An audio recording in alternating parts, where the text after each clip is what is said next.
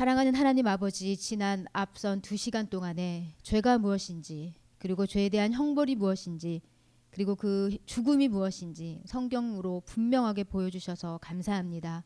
하나님, 이제 우리가 죄에 대한 인간의 해결책, 나뭇잎을 제시한 그 인간의 해결책을 거절하시고 하나님이 제시하신 놀라운 은혜의 길을 보여주신 하나님의 그 길을 저희가 배우기 원합니다.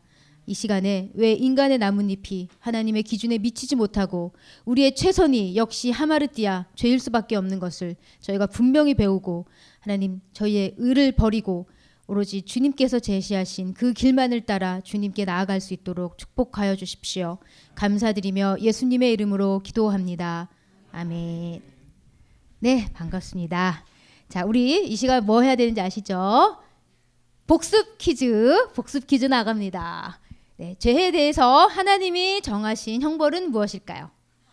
그렇죠. 죄의 삭은 사망이라. 쉽습니다. 2번. 죽음은 A가 아닌 B이다. A에 들어갈 말은 B.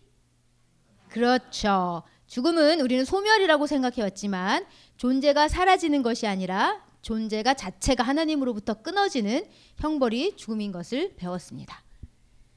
자, 그러면 죄의 대가로 죽음이 무엇을 뜻하나요? 그냥 육체적 죽음만을 뜻하는 걸까요? 자, 고개 이렇게 절레절레 흔드시는데 아닙니다. 맞습니다. 죄의 대가로서의 죽음은 생명의 근원이신 하나님으로부터 단절되어 생명이 없는 채로 영원히 존재하는 그 상태가 바로 죄의 대가로서의 형벌이라고 배웠습니다. 자, 마지막, 죄인이 하나님으로부터 단절되어 보내지는 장소를 성경은 무엇이라고 칭하고 있을까요? 그쵸, 불호수, 불못이라고 부르고 있습니다. 그러면 오늘은 저희가 이 죄와 벌을 피하기 위해서 인간이 시도하는 죄의 입의 관계를 배워보고요. 그것이 왜 하나님으로부터 거절당할 수밖에 없는지 함께 배우도록 하겠습니다. 자, 우리 지난 시간에 배웠는데 인류 역사에서 죄가 최초로 등장했던 장면은 성경에 어디에 기록되어 있나요? 네, 창세기 3장에 기록되어 있습니다. 창세기 3장에 보면 선악과를 먹는 그 장면이 바로 인류의 역사에 죄가 최초로 들어오는 그 장면이죠. 여자는 여기서 누구인가요? 네, 여자이신 분들 불쾌하지 마시고 하와입니다. 하와. 하와가 그 나무가 어떤 나무죠? 네, 선악을 알게 하는 그 나무를 보니까 어땠습니까? 네, 아주 그럴듯해 보였습니다. 그래서 어떻게 했죠? 열매를 따먹었습니다. 이것은 바로 다시 말하면 하마르띠아를 이제 실행시킨 것이죠. 하나님의 기준에서 벗어난. 그래서 죄를 지었고 남편에게도 그 죄를 권유했으며 그 남편도 함께 먹어서 인류 전체가 죄를 지은 것이죠. 이 당시에 인류가 2명 있었으니까 온 인류가 죄에 빠진 것입니다. 그래서 이 사건 이후로 성경에 보면 죄와 죽음은 인류 역사에 항상 늘 함께 해왔습니다. 이 사건 이후로 죄와 죽음에서 자유로웠던 적은 단 한 번도 없어요. 그렇다면 오늘 살펴볼 것은 이 죄와 죽음의 관계를 지난 시간에 살펴봤죠. 오늘은 죄와 잎의 관계를 살펴볼 것인데요. 죄와 잎? 나뭇잎? 자, 죄와 잎에 무슨 관계가 있을까요? 언뜻 보면 너무 생뚱맞고 전혀 관계가 없는 것처럼 들릴 수 있습니다. 오늘 이 시간에 그것이 어떤 관계인지 배우도록 하겠습니다. 자, 인류 역사에서 죄와 잎의 관계가 가장 먼저 나타난 것 역시 창세기 3장입니다. 창세기에서 나옵니다. 아담과 하와가 불순종을 하고 죄를 지었을 때 금지된 열매를 먹는 순간에는 정신없어서 아마 자기네가 무슨 일을 하고 있는지도 모르고 그냥 허겁지겁 먹었을 겁니다. 정말 이걸 먹으면 하나님처럼 된다고? 정말 눈이 밝아져서 다 볼 수 있다고? 하면서 허겁지겁 먹었을 거예요. 그런데 먹고 나서 했을 겁니다. 왜요? 경험해보지 못한 감정들이 그들의 영혼 가운데 스물스물 싹이 나기 시작했기 때문이죠. 두려움, 불안, 죄책감, 수치심, 이런 것들은 이 에덴 동산에 전혀 존재하지 않았던 감정이었습니다. 이 죄가 짓기 전에는 부정적인 감정이 존재하지 않았어요. 그런 세상이 상상이 안 되죠. 우리는 지금 부정적인 감정과 긍정적인 감정이 공존하고 있죠. 뭐 평안이나 행복도 있지만 항상 우리는 불안과 두려움을 느끼고 또 염려도 있고 이렇게 부정적인 감정이 있는데 아담과 하와는 이걸 전혀 몰랐어요. 그런데 선악과를 먹는 순간 이 감정이 어딘가에서 모르게 이 영혼으로부터 솟아오르기 시작했습니다.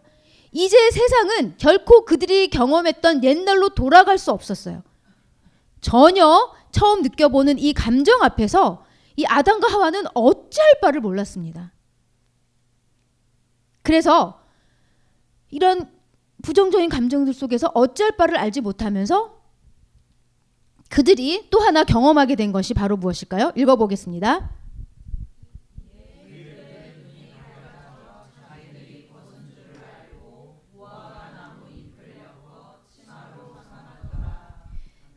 네, 그들이 하나님의 뜻을 어기고 죄를 지었을 때 오히려 그들의 눈이 밝아졌다고 합니다. 성경은.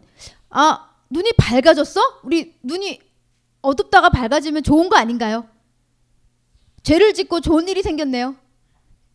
네, 그런 뜻이 아니고요. 이렇게 밝아졌다라고 번역된 히브리어 본래 원어는 열리다란 뜻입니다. 열리다. 그래서 영어 성경에 보면 open이라고 번역이 되어 있습니다. open. 그래서 이 눈이 밝아졌다라기보다는 좀 원어에 가까운 번역은 눈이 띄었다라고 보시면 됩니다. 눈이 띄었다. 그래서 모르던 것에 눈이 뜨인 거예요. 우리 예를 들면 그런 거 있죠. 아, 뭐 이렇게 새로운 세계에 눈을 떴다. 뭐 이런 느낌인 겁니다. 눈이 밝아졌다는 것은. 그래서 이렇게 무언가에 눈을 뜬다는 것이 항상 긍정적일 경우에만 쓰이나요? 그렇지 않죠. 긍정적이든 부정적이든 다 쓰이게 됩니다. 자, 예를 들면 이제 긍정적인 것은 뭔가 이렇게 배우게 되었을 때, 아, 클래식의 세계에 눈을 떴어. 그럼 굉장히 긍정적인 것이죠. 그런데 범죄에 눈을 떴다는 거는 굉장히 부정적인 케이스에 해당합니다. 그럼 아담과 하와의 케이스는 어떤 케이스일까요? 부정적인 케이스죠. 선과 악의 그전에 몰랐던 이 선과 악의 눈이 죄송합니다. 이게 아직 익숙하지가 않아서 눈이 밝아져, 눈이 띄어졌다는 얘기입니다. 아, 그러면 예전엔 선과 악을 몰랐나요? 아담과 하와가? 바보도 아니고 어떻게 선과 악을 모를 수가 있죠? 자, 그것은 무슨 뜻이냐면 그 전에는 아담과 하와가 선악에 대한 개념 자체가 없었다는 얘기입니다. 이게 악이 선과 대등하게 공존하면 선과 악을 분리해서 개념이 필요합니다. 그러나 태초의 에덴 동산은 악 자체가 이 사람들이 접할 수 없었기 때문에 악에 대한 개념 자체를 몰랐던 것이죠. 예를 들면 이런 거예요. 스마트폰이 존재하지 않던 2000년 전으로 돌아가면 스마트폰이라는 개념 자체가 없습니다. 몰라요. 없으니까. 이 아담과 하와의 인생에는 악이란 경험 자체가 없고 개념 자체가 없었어요. 그랬는데 죄를 짓는 그 순간 악이 들어왔고 선과 악의 눈이 뜨이게 된 것이죠. 그러니까 이 선과 악의 눈이 뜨이게 되면서 동시에 어떤 일이 있었냐? 수치심이 들어왔습니다. 그 전에는 수치심이 없었어요. 수치심이란 감정이 없었습니다. 그러니까 이 자들은 줄곧 부끄러워하지 않았습니다. 옷을 입지 않았지만. 왜요? 수치심이 없었기 때문에. 그러나 갑자기 자기들의 벗은 걸 깨닫게 된 거예요. 그것이 그 수치심이 바로 죄에서 온 것이죠. 그래서 선악을 구별할 필요조차 없을 만큼 완전무결한 모습으로 수치심조차 없을 만큼 그렇게 살아왔지만 이제는 죄와 수치심에 눈을 뜨게 된 그러한 일이 생겼습니다.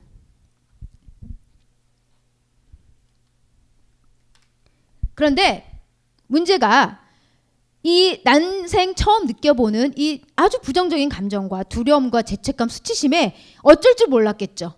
그런데 그들이 이러한 해결할 수 없는 문제 앞에서 그들은 궁여지책으로 뭔가에 꾀를 냈습니다.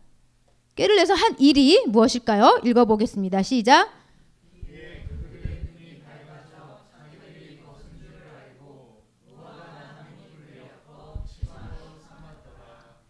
그들이 이 수치심과 죄책감 속에서 어찌할 바 몰라서 황급하게 무화과 나뭇잎을 뜯었습니다. 뜯어서 빨리 이제 옷을 만들었죠. 그리고 어떻게 막 부위들을 가리기 시작했습니다. 이것은 그들이 노력과 힘으로 자신들의 노력으로 죄의 결과를 덮어보고자 한 것이죠. 그래서 그렇게 죄의 결과를 덮어보고자 했지만 그들의 문제가 해결됐을까요? 그들의 상황이 전혀 나아졌을까요? 나아지기는커녕 하나님을 두려워하고 하나님으로부터 숨기 시작했습니다. 하나님의 소리를 듣고, 자, 우리가 친구 소리가 들리면 어떠죠? 소망아 놀자. 소망이 어디 있어요? 소망이 오늘 안 보이네. 소망아 놀자 이러면 어때요? 친구면 막 뛰어가서 놀아야죠. 그런데 나를 왕따시키는 일진이 소망아 놀자 이러면 어때요? 도망갑니다. 도망가요. 이게 바로 관계에 따라서 그 소리가 들렸을 때 반응하는 모습의 차이입니다. 이전에 아담과 하와는 어땠을까요? 하나님의 소리가 들리면 하나님하고 뛰어나갔겠죠. 하나님과 함께 산책하면서 교제했을 겁니다. 그런데 이제는 그들의 반응이 하나님을 피하게 되었습니다. 피해서 숨은 지경에 이르는 것이죠. 이것은 무엇을 뜻하나요? 하나님과의 관계가 완전히 어그러졌다는 것을 분명하게 보여주는 그들의 반응입니다. 옷장인데요. 제가 어린 시절에 어머니가 옷장에 한복을 여러 벌 이렇게 보관하고 계셨어요. 근데 항상 입어보고 싶었거든요. 근데 입어본다니까 엄마가 항상 안 된다고 하셨어요. 그래서 왜냐면 저 이제 되게 어렸으니까 한복이 너무 크잖아요. 상할 수 있으니까. 근데 하루는 이제 기회를 틈탄 거죠. 어머니가 잠시 외출하셨습니다. 그래서 제 나이 그때 초등학교 들어가기 전이었던 것 같은데요. 막 이것저것 다 꺼내서 다 입어봤어요. 한복을 막 입고 소꿉놀이 하다가 당연히 사고가 났죠. 얼룩이 묻었습니다. 한복에. 그러니까 큰일 났다. 그래서 막 집었는데 얼룩이 쉽게 지워지나요? 더 번져나가는 거예요. 야, 이거 수습이 안 되는 거예요. 그래서 어떻게 했죠? 그냥 다시 벗어서 옷장에 다시 처박아 놨습니다. 그때부터는 이제 현관문 소리가 들릴 때마다 어떻게 되는 거죠? 가슴이 두근두근두근두근. 엄마가 온 거 아닌가? 방에 가서 숨습니다. 예전에는 엄마 소리가 들리면 어땠을까요? 엄마! 하고 나가서 엄마의 손을 잡고 너무 좋아서 엄마와 부둥켜 안았습니다. 그랬던 아이가 이제는 엄마가 오는 것이 세상 그 누구보다 무서운 지경에 이르게 된 것이죠. 그 차이가 무엇일까요? 죄입니다. 죄는 두려움을 가져옵니다. 죄는 사랑의 관계를 무너뜨립니다. 죄는 신뢰의 관계를 파괴합니다. 친밀한 관계를 망가뜨리고 모든 관계를 파괴시키는 것이 바로 죄의 효력입니다. 죄를 짓기 전에 아담과 하와는 하나님을 피하지 않았습니다. 두려워하지 않았어요. 너무너무 친밀한 교제를 누렸습니다. 그 친구 같던, 그 아버지 같던 하나님이 이제는 세상에서 가장 두려운, 티라노사우루스보다 더 두려운 무서운 심판주로 되어버린 것이죠.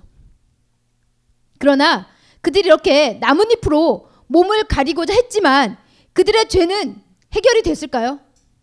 하나님과 그들의 관계를 파괴시킨 그들의 죄 문제는 여전히 조금도 해결되지 않은 채 그대로 남아 있습니다.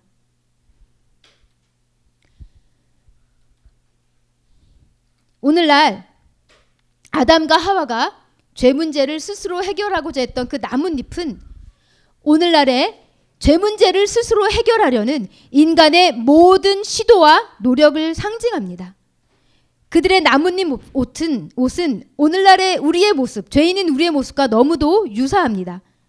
왜냐하면 인간들은 역사가 시작된 이후로 스스로 죄 문제를 극복하기 위해 애써왔기 때문입니다. 자, 우리 달라스 신학교 총장을 역임했던 아주 세계적인 설교가 찰스 스윈돌이라는 목사님이 계시는데요. 여기 그 글씨가 잘렸는데 여기 찰스 스윈돌이라는 목사님이 한 책에서 이렇게 쓰셨습니다. 타락한 인간의 본성은 하나님이 요구하지 않으신 재물, 즉 착한 행실, 사람이 만들어낸 의식들, 진중한 의도 등을 들이며 인간 자신의 방식대로, 즉 나뭇잎을 말하는 것이죠. 인간 자신의 방식대로 하나님께 나아가고자 한다라고 말했습니다. 이 스윈돌 목사님 말의 핵심은 무엇이냐면 죄인들이 죄를 이제 극복하기 위해서 나름 애를 쓰는데 그것이 하나님이 정하신 방식이 아니라 인간 자신이 정한 방식대로 하나님께 나아간다는 것이죠. 그것이 바로 아담과 하와가 시도했던 나뭇잎인 것이고요. 오늘날에 우리는 또 다른 방식으로 이 시도를 여전히 하고 있고 여전히 이 역사는 그대로 이 나뭇잎 시도는 멈추지 않을 것입니다. 그럼 오늘은 저희가 이 인류 역사상 수천 년 동안 이어온 이 나뭇잎의 시도 중에서 가장 대표적인 두 가지, 가장 흔하게 나타나는 두 가지를 살펴보도록 하겠습니다. 바로 선행이라는 나뭇잎으로 죄를 덮고자 하는 시도입니다. 그리고 종교활동이라는 나뭇잎, 이 두 가지 나뭇잎이 있는데요. 우리가 하나하나 살펴보도록 하겠습니다. 자, 선행은요. 우리 선행은 굉장히 아름답습니다. 그렇지 않습니까? 선행을 나쁘다고 말하는 사람은 없어요. 선행은 너무나 귀하고 아름다운 일인데, 그런데 착하게 살면 구원 얻는다라는 말은 세상에서 가장 사악한 거짓말입니다. 왜 그러냐면 이 거짓말로 지금도 수많은 영혼들이 돌이킬 수 없는 멸망의 길로 치닫고 있기 때문입니다. 많은 이들이 선행이라는 나뭇잎으로 자신들의 죄를 가리고 죄의 결과를 극복할 수 있다고 믿습니다. 그래서 희생하고 봉사하고 헌신하면서 각자의 나뭇잎 옷을 지어 입습니다. 어떤 사람들은 이제 소외된 자들을 위해서 봉사하죠. 일생 봉사하고 또 커다란 재산을 기부합니다. 그래서 죄 문제를 해결하고 속죄한다 그러죠. 속죄의 이 영향을 받고자 합니다. 물론 선행이나 봉사 같은 활동, 기부나 나눔은 그 자체로는 너무 귀하고 의미 있는 일입니다. 제가 그 선한 영향력까지 부인하는 게 아니에요. 그러나 문제는 그런 일들이 가져오는 긍정적인 효과와는 별개로, 긍정적인 효과가 있습니다. 분명. 그러나 그것과는 별개로 선행이라는 것은 우리의 죄 문제를 근본적으로 해결해 줄 수 없습니다. 자, 예를 들어서 도둑이 전 재산을 사회에 기부하면 그가 지은 죄가 사라지나요? 착한 일을 많이 하면 도둑이 아닌가요? 착한 일을 많이 하는 도둑입니다. 죄인이 선을 많이 행하면 죄인이 의인이 되나요? 선을 행하는 죄인이에요. 의인이 아니라. 우리가 이것을 명심하셔야 됩니다. 아무리 선을 행해도, 우리가 죽는 날까지 선을 행해도 우리는 선을 베푸는 죄인인 것이에요. 의인이 될 수가 없습니다. 왜냐하면 우리가 착한 일을 한다고 해서 상식적으로 과거에 내가 지은 수많은 죄악들을 단 하나도 남김없이 깨끗하게 지우개처럼 지울 수 있을까요? 불가능하죠. 그 기록을 어떻게 지웁니까, 선행이? 내가 아무리 열심히 헌신한다고 해도 내가 지은 그 깊이와 크기를 알 수 없는 그 죄악, 내가 심지어 기억조차 못하는 그 죄악들을 어떻게 그 선행으로 다 속죄할 수 있겠습니까? 우리가 지은 그 엄청난 죄악에 비해서 우리 몸에 걸친 선행이라는 그 나뭇잎 옷은 너무도 초라하고 빈약할 뿐입니다. 우리 나름대로 나뭇잎 옷을 만들지만, 선행의 옷을 만들지만, 그것은 에덴 동산에서 아담과 하와가 걸쳤던 나뭇잎보다도 조금도 나을 것이 없는 것이죠. 자, 두 번째는 종교활동인데요. 제가 이제 부족에 있을 때 부족을 좀 경험을 해본 결과 부족도 굉장히 종교가 고도로 발달되어 있어요. 다른 것들은 없는데 종교는 굉장히 발달되어 있습니다. 왜 그러냐면 그들도 구원을 얻어야 되거든요. 그들도 본능적으로 알거든요. 자신들이 죄인이고 이 죽음 이후에 뭔가가 있다는 것을 두려워합니다. 그래서 그 구원의 길을 찾기 위해서 굉장히 종교를 발달시켜 왔어요. 그래서 여러 가지 이런 막 의식들을 행하고 우리는 우스꽝스러운 막 그런 보면 너무 그런 것들을 막 종교란 이름으로 행합니다. 신에게 다 받아들여지기 위함이죠. 그런데 이 첨단 문명사회도 다를 게 없어요. 종교의 종류만 다르지 이런 다양한 종교들을 통해서 우리 문명인들도 다 죄를 씻고 신에게 받아들여지고자 합니다. 세상에 다양한 종교들이 존재하죠. 수백 개, 수천 개의 종교들이 존재하지만 그 종교들이 주장하는 구원의 길은 크게 다르지 않습니다. 어떤 것이죠? 신을 믿고 신에게 순종하면 구원받는다는 이야기입니다. 그래서 수행이나 기도나 이러한 뭐 다양한 이런 정결 예식관, 기도 이런 걸 통해서 신을 위해서 일생을 바쳐 헌신함으로써 신이 나를 받아줄 것이다 라고 믿는 것이죠. 자, 이 종교적 활동이 종교적 활동을 통해서 구원을 얻고자 하는 시도는 기독교 내에서도 아주 교묘하게 나타나고 있습니다. 어떤 식으로 나타났냐면 율법을 잘 지키고 기도나 성경 읽기나 헌금 같은 기독교 활동을 열심히 하면 하나님께서 나를 구원해 주실 거라고 믿는 것이죠. 굉장히 설득력 있습니다. 왜냐하면 나의 어떤 욕구를 절제하고, 우리가 헌금을 한다는 것은 내가 이 돈을 쓰고 싶은 욕구를 절제하는 것 아니겠습니까?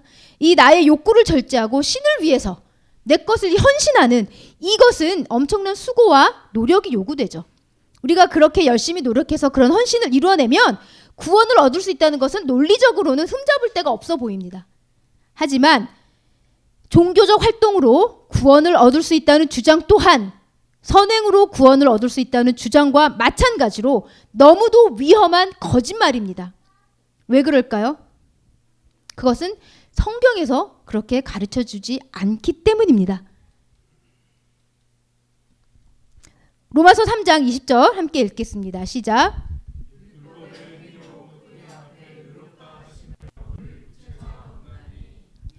율법으로는 우리는 의로워질 수 없습니다. 우리는 율법으로는 죄를 씻고 의인이 될 수 없어요. 바울은 분명히 말합니다. 사람이 의롭게 되는 것은 어떻게 되는 것이다? 율법 행위다? 그렇지 않다라고 말하고 있습니다. 왜요? 왜 율법 행위로 우리가 의롭게 될 수가 없을까요?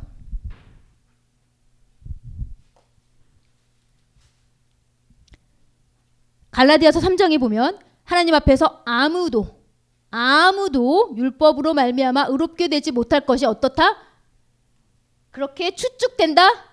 분명하다는 건 뭐냐면 100% 확신이다. 그 누구도 결코 절대로 율법으로 의롭게 될 수 없다. 즉 죄 문제를 해결할 수 없다는 것입니다. 여기서 아무도라는 말에 주목하세요. 아무도는 무슨 뜻입니까? 아무도. 그 누구도, 그 어떤 잘난 사람도, 그 얼마나 노력해서 율법을 지키는 자도, 그 누구도 단 한 사람도 율법으로는 의롭게 될 수 없다는 뜻입니다. 그것이 분명하다는 거예요. 추측이 아니라. 여러분, 이 세상 모든 사람은 죄인이죠. 우리 지난 시간에 배웠죠. 의인은 없나니 하나도 없으며. 그렇다면 모든 죄인 중 율법을 통해 의롭게 될 수 있는 사람이 단 한 명이라도 있을까요? 아무도 없습니다. 그 누구도, 세상 모든 사람은 죄인이며 그 누구도 율법으로 의롭게 될 수 없습니다. 자, 우리가 율법을 잘 지키면 사람 앞에서는 의인처럼 보일 수 있어요. 굉장히 저 사람은 정말 하나님을 잘 섬기고 정말 의롭다라고 인정을 받을 수도 있습니다. 그러나 하나님 앞에서는 그 누구도 율법으로 의롭게 될 수 없습니다. 그렇다면 여기서 이런 질문이 나오죠. 율법으로 의롭게 되지 못한다면 도대체 왜 율법을 주셨지? 왜 필요하지 율법이? 우리가 의문스럽습니다. 하나님이 율법을 모세를 통해서 엄청나게 긴 율법을 다 주셨어요. 구약 성경 보면 읽다가 졸리잖아요. 수면제로 주신 건 아닐 텐데 율법의 목적이 뭘까요? 읽겠습니다. 시작. 여러분, 반드시 기억하셔야 돼요. 율법은요, 죄를 씻어내기 위한 용도가 아니라 어떤 용도라고요? 내가 죄인이구나 라고 깨닫게 하는 용도입니다. 어떤 물건을 쓸 때는 우리가 용도에 맞게 쓰셔야 돼요. 이 거울을 보고, 거울은 어떤 용도냐면 내 이빨에 고춧가루가 끼었나? 이 보는 용도가 바로 거울이죠. 그런데 이 거울로 내 이빨에 낀 고춧가루를 빼내는 용도로 쓴다면 어떻게 되겠습니까? 뭐 입이 찢어지거나 겨울이 깨지거나 둘 중 하나겠죠. 이건 있을 수가 없는 일이에요. 그래서 우리는 물건을 쓸 때 용도를 잘 사용해서 써야 합니다. 마찬가지로 율법의 용도는 뭐라고요? 율법의 용도는 죄를 씻는 것이 아닙니다. 뭐라고요? 거울을 보고 내가 고춧가루가 꼈네 라고 알듯이 이 율법을 하나님의 한 점 흠도 없이 완전하고 거룩하신 하나님의 율법 앞에서 내가 죄인이네, 내가 선한 마음이 없네, 내가 이렇게 감사가 없네 라고 깨닫게 되는 용도일 뿐입니다. 용도일 뿐이에요. 그래서 우리는 이 책상을 침대로 쓰면 어떨까요? 바로 허리 디스크이죠. 마찬가지로요. 이 율법을 죄를 깨닫게 하는 용도가 아니라 죄를 씻는 용도로 쓰면 어떻게 될까요? 바로 자기의와 교만 속에서 평생 비참하게 바리새인처럼 살다가 영원한 형벌을 받을 수밖에 없습니다. 굉장히 비참한 삶을 사는 것이죠. 여러분, 이렇게 우리가 까마귀 앞에서는 우리 죄를 알지 못하지만 여기 백조가 나타나면 까마귀는 자기가 시커먼다는 걸 알게 돼요. 우리가 사람들 틈에 섞여 있을 때 내가 죄인인 걸 몰라요. 오히려 나 정도면 그래도 좀 괜찮네 라고 착각할 수도 있습니다. 그러나 완전하신 하나님 앞에서 우리의 죄가 정말 거울처럼 반드시 드러날 때 그때 내가 죄인인 것을 깨닫게 되고 하나님 앞에 두 손 발 들고 나아갈 수 있게 도와주는 것이 바로 율법의 역할입니다. 그렇다면 여기서 본질적인 질문을 드리겠습니다. 선행이나 종교활동은 나쁜 게 아니잖아요. 다 아름답고 가치 있는 것 아닙니까? 그런데 왜 이것들로 죄 문제를 해결할 수 없을까요?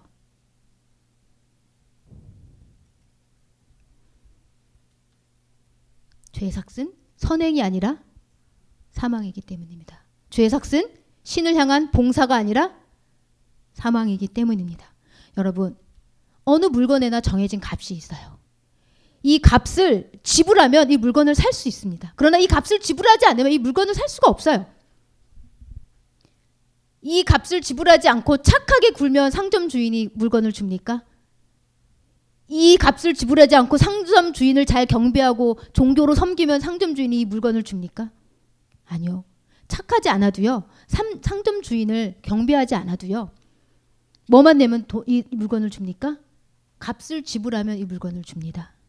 우리가 죄를 갚기 위해선 착하게 살 필요가 없습니다. 종교활동 열심히 할 필요도 없어요. 뭐만 하면 돼요? 죽기만 하면 됩니다. 사망으로만 죄값을 지불하면 돼요. 이 사망 외에는 그 무엇도 죄값을 지불할 수가 없습니다. 바로 이것이 하나님이 정하신 죄의 값이고 죄의 가격입니다. 그 누구도 바꿀 수가 없어요. 그래서 이것을 우리가 선행으로 바꾸려고 드는 것, 그리고 종교활동으로 바꾸려고 드는 것, 이 모든 것조차 하나님의 뜻을 거절하고 반역하는 하마르띠아인 것이죠. 여러분, 그래서 우리가 중요한 것은 죄값을 치르기 위해서 뭐가 지불되어야 된다고요? 생명이 지불되어야지 그것이 죽음인 것이고, 그래야만 죄값이 속죄가 되고 죄가 해결될 수 있습니다. 그래서 정말 중요한 원리입니다. 생명이 없는 것은 죄값을 지불할 수 있을까요? 없을까요? 선행에 생명이 있습니까? 선행은 생명이 없어요. 그래서 태어나서 죽을 때까지 선행만 하다 죽어도 죄값을 지불할 수 없습니다. 왜냐하면 선행은 나를 위해서 죽어주지 못해요. 나의 종교 활동은 어떻습니까? 내가 하나님을 믿지 않고 그저 종교 활동으로 나아가는 이 모든 활동들도 생명이 없습니다. 그래서 내가 아무리 종교 활동을 열심히 해도 그 종교 활동은 나를 위해서 생명을 지불할 수 없어요. 그래서 내 죄는 그대로 있는 것입니다. 내가 아무리 경건한 삶을 살았다 할지라도. 아담과 하와가 만들었던 나뭇잎 옥패에 무슨 문제가 있었습니까? 나뭇잎에 하자가 있었어요?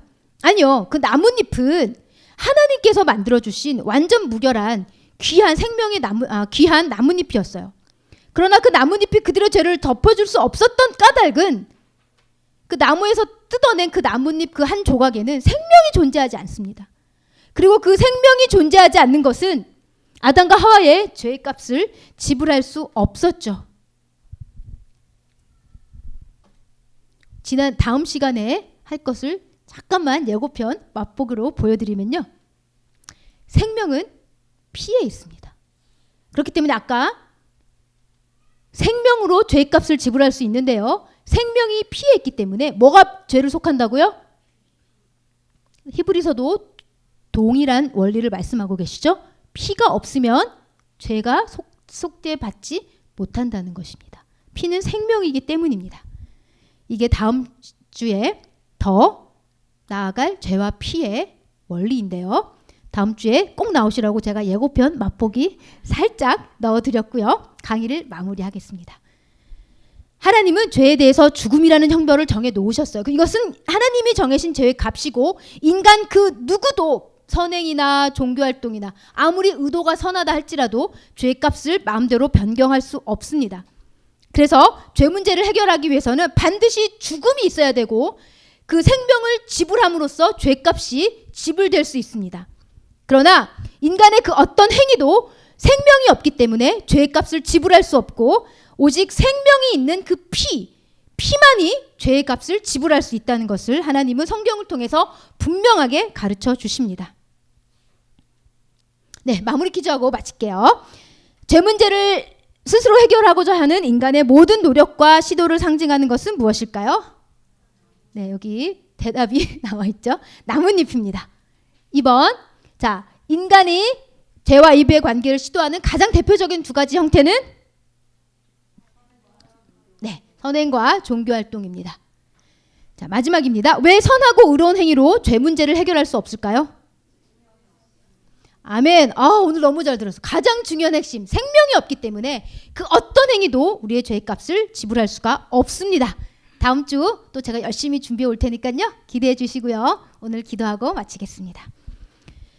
좋으신 하나님 아버지, 아담과 하와의 그 헛된 나뭇잎 시도를 통하여서 우리의 행위로, 우리의 방식대로 죄를 해결하고자 하는 것이 얼마나 무의미하고 허무한 것인지 분명하게 말씀으로 보여주시니 감사합니다.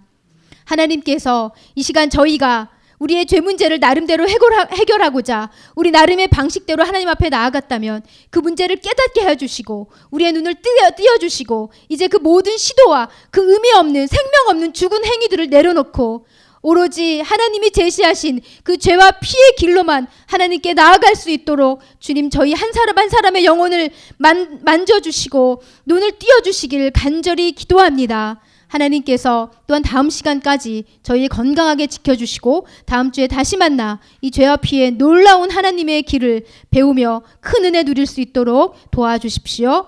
감사드리며 예수님의 이름으로 기도합니다. 아멘.